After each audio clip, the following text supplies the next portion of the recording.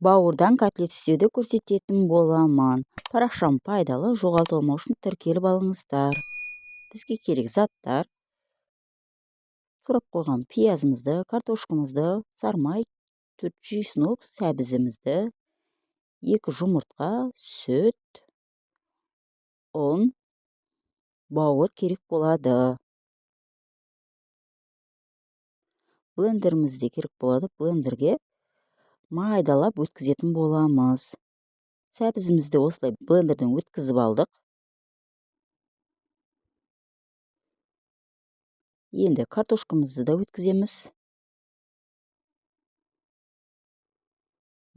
Чесногымызды, сармайымызды, пиязымызды да өткізетін боламыз.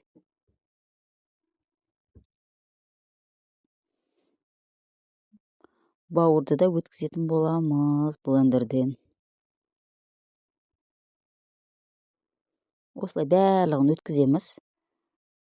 Бауыр, сәбіз, картошка, пияз, чеснок, сармайды бәрін өткізетін боламыз. Сұйық майды да қоссаңыздар болады. Сүт. Араластырып аламыз.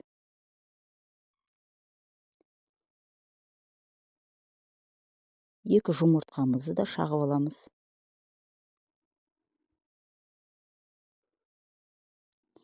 Араластыратын боламыз. Иленген ұнымызды екі бөліп салатын боламыз. Екінші рет салып жатырмын қалған ұнымды. Парақшам пайдалы, жоғалтылмау үшін тіркеліп алыңыздар. Дәміне қарап тұз,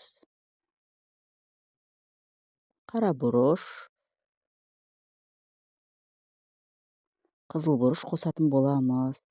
Үйлеріңізде приправа болса, өздеріңіз қалауларыңызға қарап қоссаңыздар болады. Қызып тұрған майға котлетімізді салатын боламыз. Осылай қасықпен саласыздар. Осылай екі жағын қарап тұрыңыздар. Ауыстырып. Осылай екі жағын да пісіреміз. Оңай дайындалады. Істеп көріңіздер. Сұрақтарыңыз болса, комментарийға жазсаңыздар болады. Келесі видеоларда оны істеуім мүмкін. Ас болсын. Парақшам пайдалы, жоғалтылмау үшін тіркеліп алыңыздар.